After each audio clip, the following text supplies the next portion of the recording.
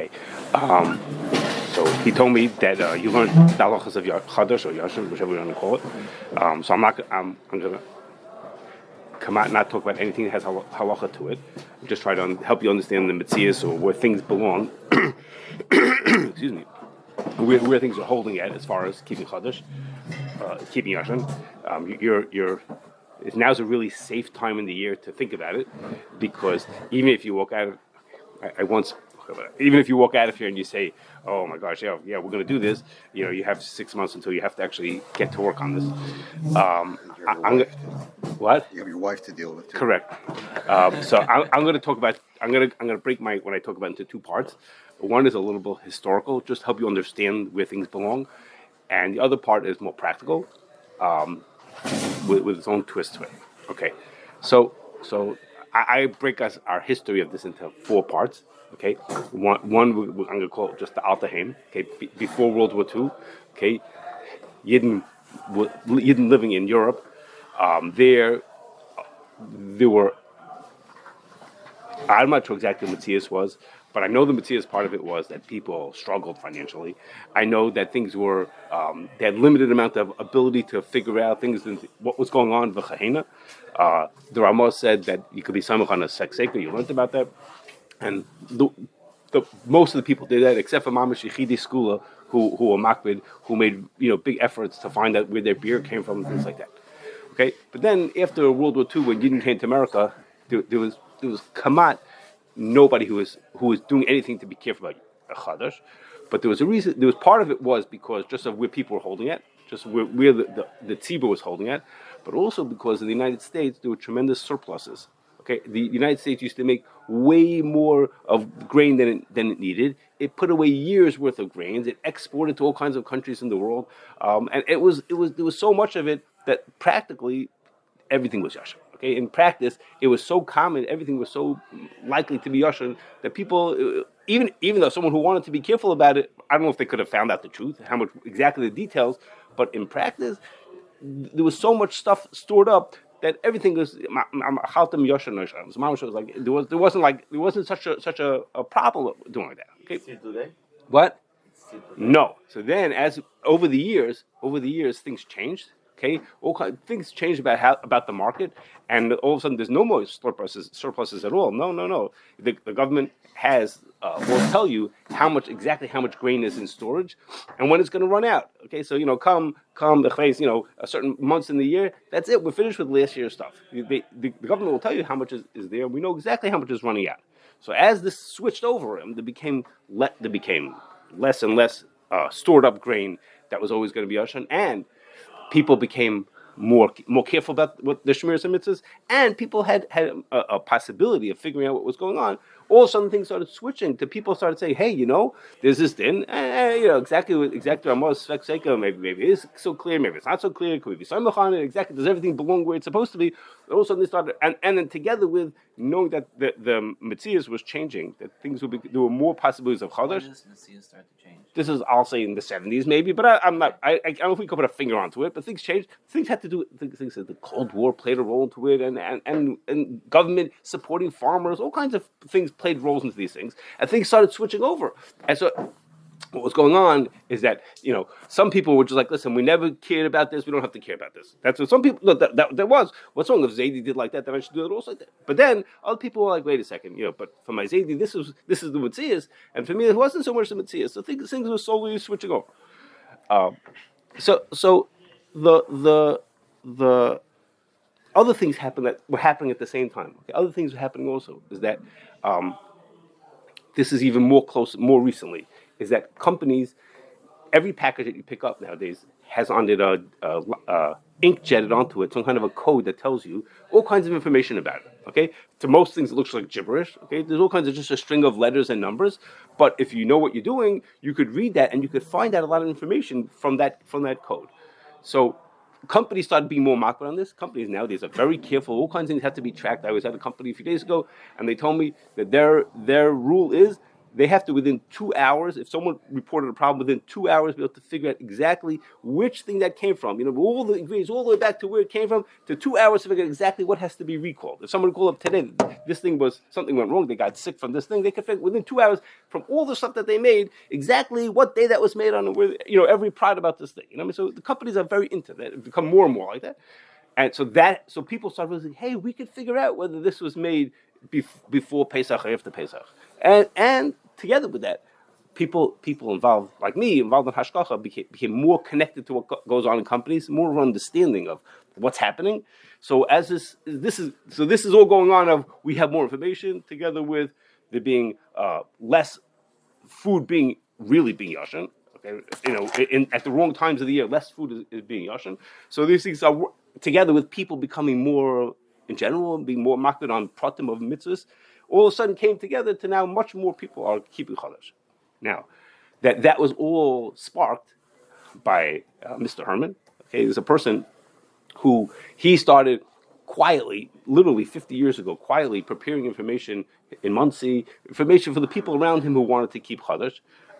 He wrote this guide. It was called the Guide to Chodesh, and it was written for him and his chevra, him and his friends, the people who cared about keeping Yashin, to the point that at the beginning there used to be a note in the beginning that said that they were told not to be mefarsim this list. Okay, they shouldn't be mefarsim. This is only for the people who care about it. They shouldn't be mefarsim. This is because it'll make people, not know what to do and confused and whatever. Don't be mefarsim. So it was much for him and his friends, and it was written very much for the way him and his friends talked. It was very techy and very, very detailed and very for those kind of people. Like, for example, if I don't insult anybody here. If you're an actuary, then you think in numbers. Okay, you think in certain kind of numbers. If you're a musician, you're a very different kind of personality than a guy who's an actuary. They're two very different worlds, right? One guy's very into specific and getting numbers in boxes like this, and one person's very broad thinking and a different kind of a personality. It's not better or worse. The guide was written with a certain kind of person in mind. As more people started being more careful and wanted to know about Chodesh and Yashin foods, what was what, this became more expanded and became more spread around. Many more people saw the Guide to Chodesh, and that was good because more people were able to find out. They would find out, it would say in there, if you want to buy this box of noodles, look at the sixth digit in the lot code, and you'll see if the sixth digit has a G in it, then you know that it's Yashin. Okay, so for some people that worked, and for other, that's an extreme. It wasn't always so exact, but it meant so people sitting looking at boxes to see if this digit was exactly with that thing. Did it say before 47 or after 47? Then I know whether it's good or it's not good. But so more people had more information. But as more people cared, all of a sudden, there's however many of you sitting here, one of you said, I think we should be keeping Yashin. Open up this book, and most people, they couldn't see straight. They couldn't go any place. It was like, what do I do now? Like, what am I supposed to do? So over time, people have tried to make it simplified and make it different. And we come now to our last stage, and that is, literally this happened last night, but it's been going for a few years. Literally it happened last night, is that Mr. Herman died a few years ago. He put in an amazing amount of work into this job. He didn't get paid for it. Okay, it was people paid to help. Yeah, maybe 10 years ago they started asking people to pay for the printing course to mail it to your house. But he wasn't making money for it. He was putting a crazy amount of work, and when he died, so he wanted his family to continue the work, and they tried, but it's a crazy amount of work. They're looking at this, and they said, we don't know how we did this. Well, it's not Shaykh. How are we supposed to do this? So they started trying this and that, and they said from the very beginning, it's not Shaykh. We can't keep this up. The hashkachas tried to help them out and do different things like that, and they went back and forth, whatever it is. Anyhow, literally last night, I mean, it wasn't like it was such a surprise. They wrote a note that says, "This is the very final notice we're giving from the Guide to Chodesh. We will never print again. Okay, we're finished. Okay, Baruch Hashem, our Father made this big awareness by people and help people who wanted to keep Yashin, but we're not printing anymore." But what's happened otherwise is there's another person, a group of ladies. And they run a website called Yoshon.com, who collects the same type of information, but presents it in a way that's more modern and more, shavel chol nefesh. Many more people could connect to that information. There's an app. They have an app also, correct? You can scan a barcode. Right, you can scan a barcode. And just the whole way they present the information. Of course, you have to be more techy. You have to have a computer. You have to have a smartphone. But there's a printed version if you want. Also, they can make for you. And the hashgachas have become more involved with what they do. The hashgachas provide information. Yesterday there was a meeting of hashgachas to talk about getting ready for next year. I don't think that the people who ran the meeting knew that the notice was going to come out last night.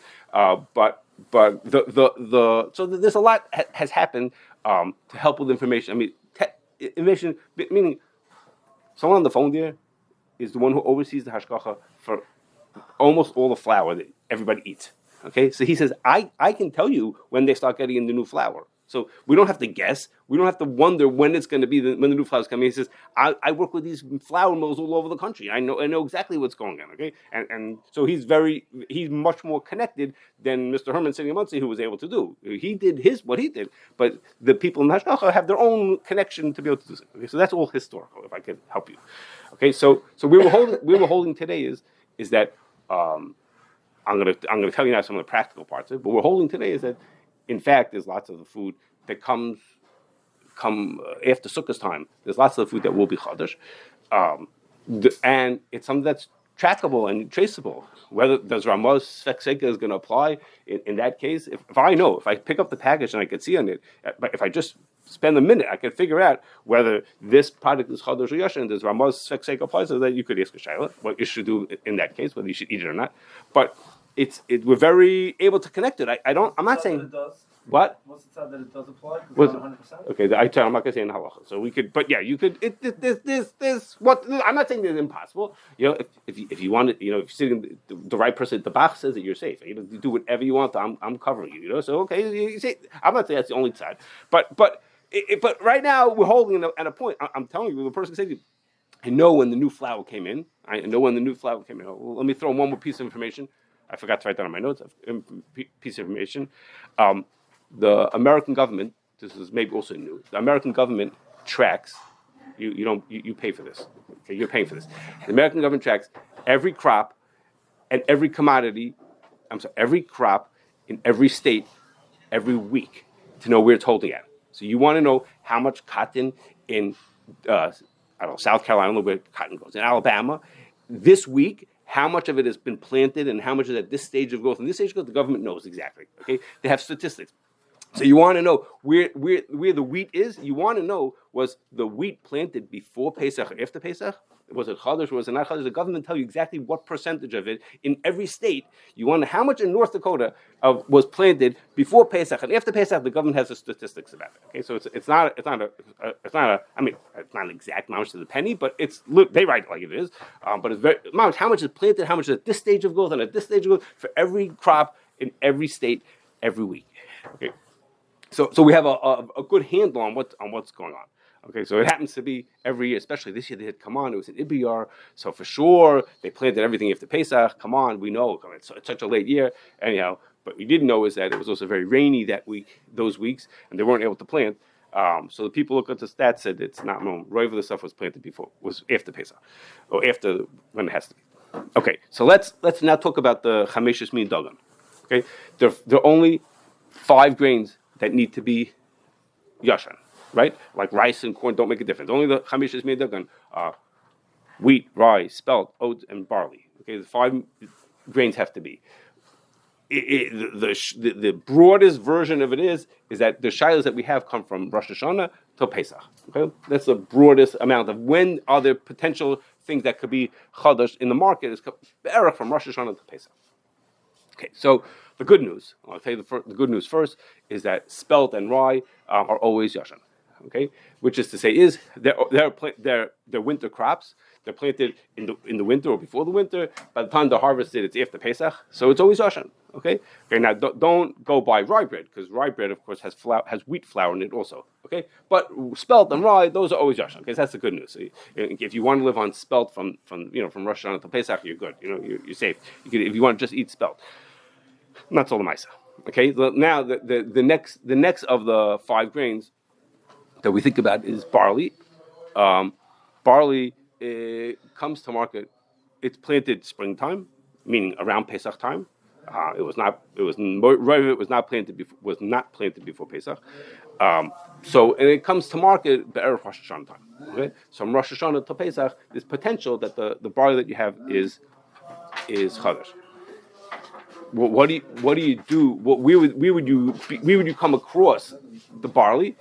So for most people, there's a couple of places. Um, you use barley itself, like to make cholent or for a soup. Okay, that's what you use it for.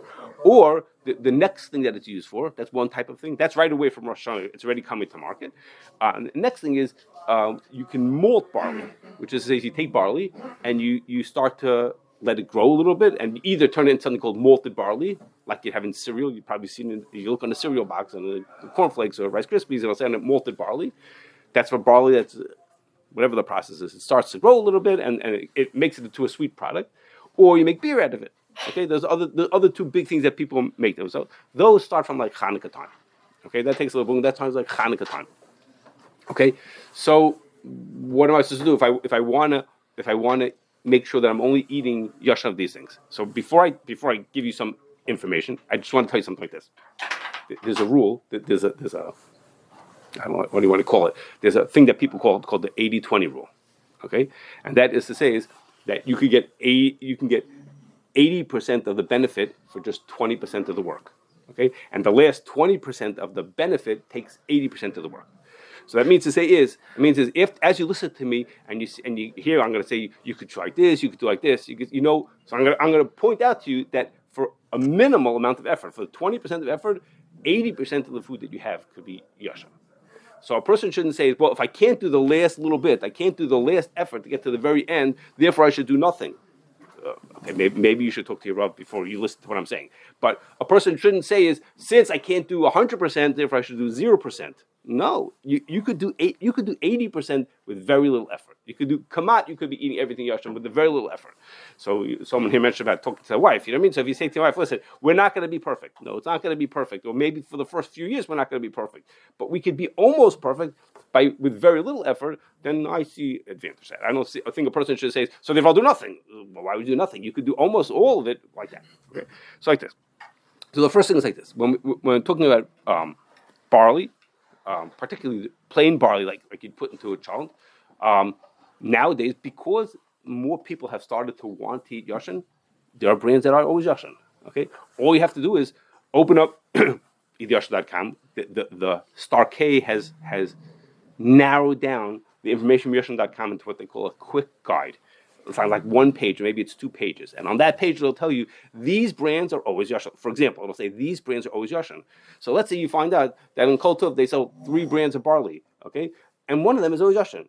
So what's the difference to you whether you bought this brand or that brand? As long as you had your eyes open. If they tell you that, I have no idea if this is the truth. The Mishpacha brand is always Yoshon. So why wouldn't you buy Mishpacha brand? What's this one? Barley's not very expensive, you know what I mean? So it's like, what's the difference? Why do you want this brand over that brand? So what was the big deal? Okay, and the whole gufa is why lots of these become more popular, more hashkachas have made things yashas because people want, and if they could do it easily, then they could do it. Okay, then barley also is something. All right, we're going to run out of time. Barley is also something that stores very well. Okay, barley is not expensive. It costs 79 cents a bag. So if you need 10 bags of barley and you stick it into your freezer and keep it there, it's going to last perfectly all the way till Pesach. Okay, so it's easy to make sure you have enough barley. For beer, it's more difficult. If you go to a kiddush, so you either you're gonna eat it anyhow. You'll say, okay, I'm gonna eat it if it's not chodesh, even if it's chodesh. That's as much as I could do. Or you could overcome your tivus and you could manage without cholent at the kiddush. Or when you go to your neighbor's house, this we've done this. You say to the neighbor before Shabbos, I'm coming to you for this Shabbos Suda. I give you a bag of barley before Shabbos. Here's a bag of barley, big deal. Okay, beer is more complicated. Beer doesn't start like Hanukkah time. So again, if you take time, no, in the barrels. It takes time. So Hanukkah time, give or take. I'm not giving an exact number, but again, so Yoshon.com will tell you next year exactly what date it is. But Hanukkah time is Barach when it starts. Okay, let's move on. We're going to run out of time. Okay, the next grain that we have to think about is oats. Oats also like Rosh Hashanah time. Oats, it's harder to find brands that are always Yoshon. It's not impossible. It's harder to find. It's a little harder to stock up. How much oats are harder to put away. So they're the only way that you're going to be able to. Either you're going to have to live without them if you want to eat Yoshon oats, or you'll have to check codes. Okay, that's what you'll check the codes. I'll throw in here that people have this understanding that things that are gluten-free are always don't have the chameshes minadogan in them, and which is true, except that oats are considered gluten-free. If you have gluten-free oats, they could be in there. So, I mean, in my house, they have cookies that are gluten-free, but they're made with oats. Okay, they're not a Hamish brand, a regular general brand, and it's made with oats in it. So you have to just keep your eyes open. Just because it's gluten-free doesn't dafka mean that it doesn't have chameshes minadogan in it. Okay, oats is something that could be in there. Okay, so let's go to our last, which we have to cover, and that is wheat. Okay, so the wheat, the good news for wheat is that there's two seasons for growing wheat. Okay, there's what they call winter wheat and spring wheat. What's the difference? Winter wheat is planted like Sukkot time. It grows a little bit, and then it goes dormant. It just stays in the ground for the winter. It stays there. It doesn't grow. And then come again, Purim, it wakes up again and it continues to grow. Okay, that's winter wheat.